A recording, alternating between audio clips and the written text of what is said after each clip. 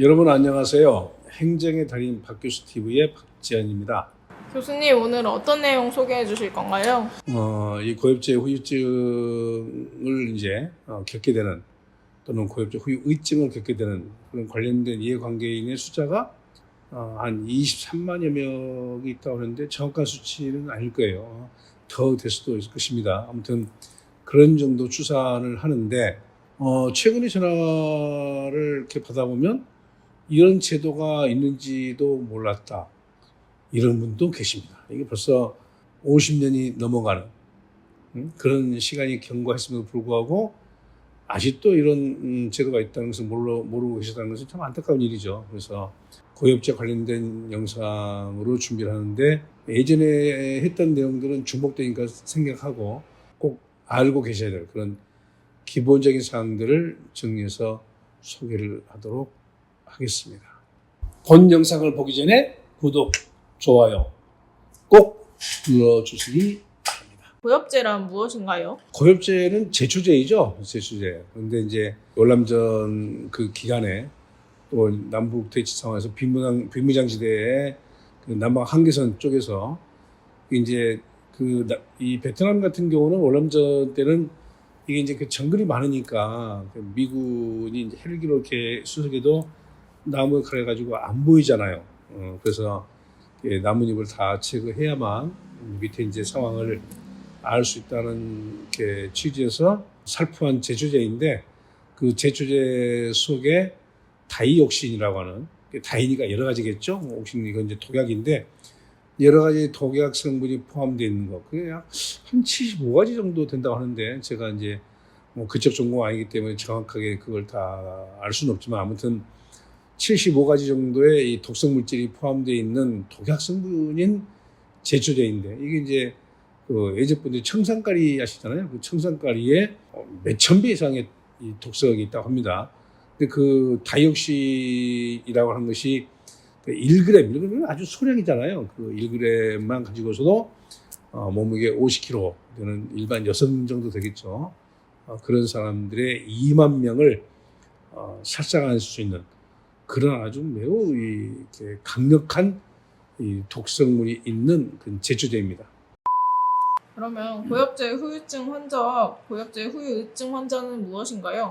고엽제 후유증과 고엽제 후유의증은 그 상황이 조금 더 강한 것이 후유증이고 그보다 약한 것이 후유의증이고 지금 이제 그 후유증 환자 중에서 또 2세 다음 세대까지 일부 인정이 되고 있죠. 그래서 이 고엽제 후유증 환자라는 것은 법률 명시로 규정되어 있습니다. 기간이 1964년 7월 18일부터 1973년 3월 23일 사이. 이거 이제 예전에 영상에서도 한번 그 기간을 말씀드렸습니다. 그래서 반드시 이 월남전에 참전했던 그 기간이 64년 7월 18일 이후부터 73년 3월 24일 사이에 월남에 파병된 상태가 되겠죠.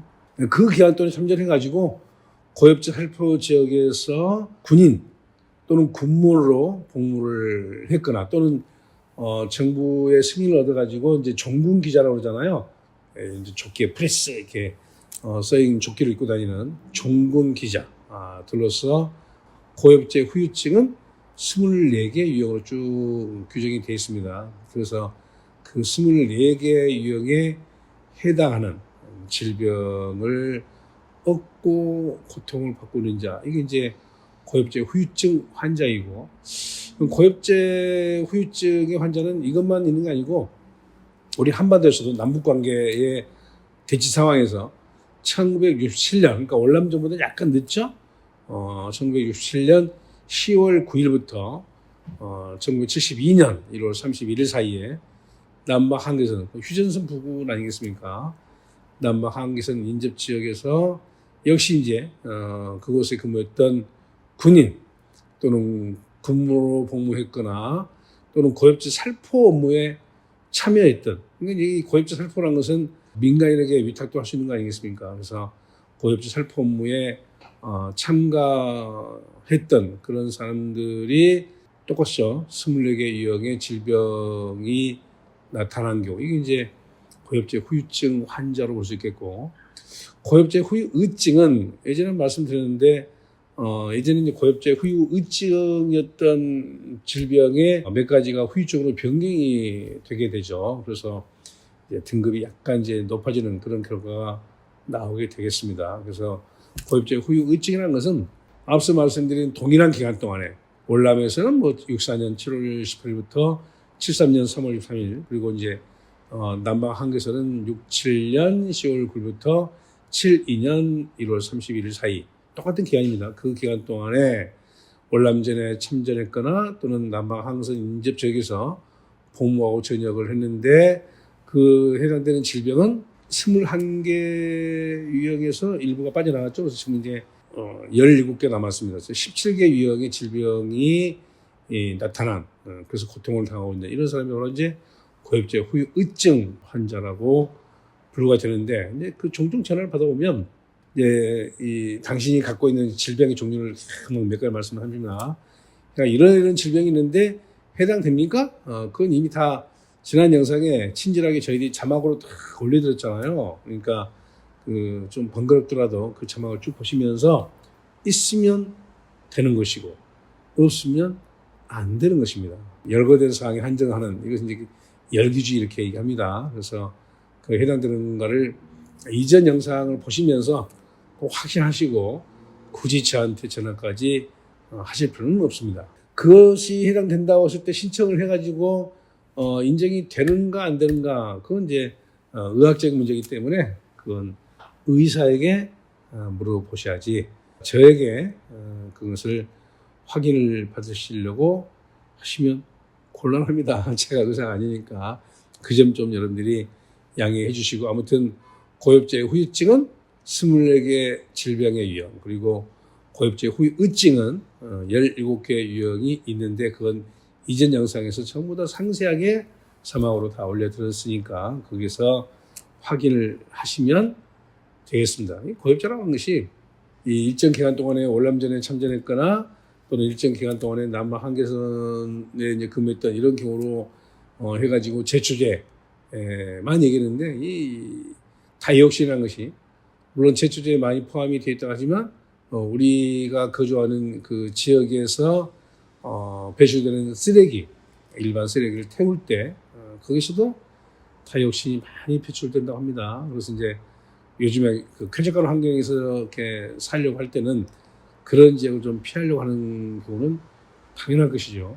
또 우리 주변에서 가장 흔히 볼 수 있는 또 흔히 겪을 수 있는 것은 담배 연기입니다. 그러니까 담배 피우는 사람들은 뭐 끼경권이 있다고 주장을 하지만 담배를 피우지 않은 사람에게 그런 간접 흡연으로서 다이옥신이 배출돼 가지고 몸속에 들어가게 되면 그게 없어지는 것이 굉장히 어렵다고 합니다. 그러니까 담배를 피우는 사람이 금연해 가지고 담배를 끊어도 그 성분이 한 10년 정도는 남아있다고 그러잖아요. 그래서 침을 뱉어 가지고 이제 침 성분을 검사해 보면 거의 10년 가까이 남아있다고 하는 것은 참 무서운 것입니다. 그러니까 담배를 피우시는 여러분들은 뭐 여러분 자신이 스스로 담배 피워 가지고 자기 몸속에 다이옥신의 성분을 집어넣는 것은 그건 뭐 어떻게 누가 하겠습니까? 스스로 깨닫고 금연하는 것이 지혜로운 일이겠죠. 그런데 국가에서도 담배 케이스에 써 있잖아요. 그 결정적인 단계는 본인이 하는 것이니까 하시되 주의할 것은 담배를 피우지 않는 사람에게도 간접 흡연으로서 그런 성분이 체내에 들어갈 수 있다는 것을 꼭 염두에 두시고 아무 데서나 담배 피지 마시고 또 이제 아파트 같은 경우는 아래층에서 피우게 되면 다 위로 올라오잖아요. 그런 것들이 가끔씩 또 관리사무소의 그 안내 방송에 나오잖아요. 그래서 담배를 피우신 분들은 그 점을 좀 유념해가지고 좀 주의하시고 또 담배를 피우는 것을 흡연 구역에서만 피우는 것으로 이렇게 좀 자기 자신을 좀 잘 컨트롤하시기 바랍니다. 고엽제 후유증 2세 환자로 인정되는 범위는 어떻게 되나요? 2세 환자는 먼저 정리할 것이 고엽제 후유증만 해당이 되고 고엽제 후유증은 해당이 안 됩니다. 그래서 고엽제 후유증일 것 그리고 이제 그 2세가 태어나는데 그 아이가 태어나 잉태하게 된 것은 반드시 앞에서 말씀드린 기간 있잖아요. 월남전은 64년 7월 18일부터 73년 3월 24일에 근무했던 사람이 그 이후에 아이를 갖게 된 경우, 또 남방 항해사인 경우는 67년 10월 9일부터 72년 1월 31일 사이에 남방 항해사는 근무했거나 고엽제 살포 업무에 참여했던 그런 상황 이후에 혼인을 했거나 또는 혼인 관계에서 잉태한 그런 경우에 해당이 되는데, 이렇게 고엽제 후유증 2세 환자로 인정되는 그런 경우는 질병이 현재는 딱 3가지만 있습니다. 이건 역시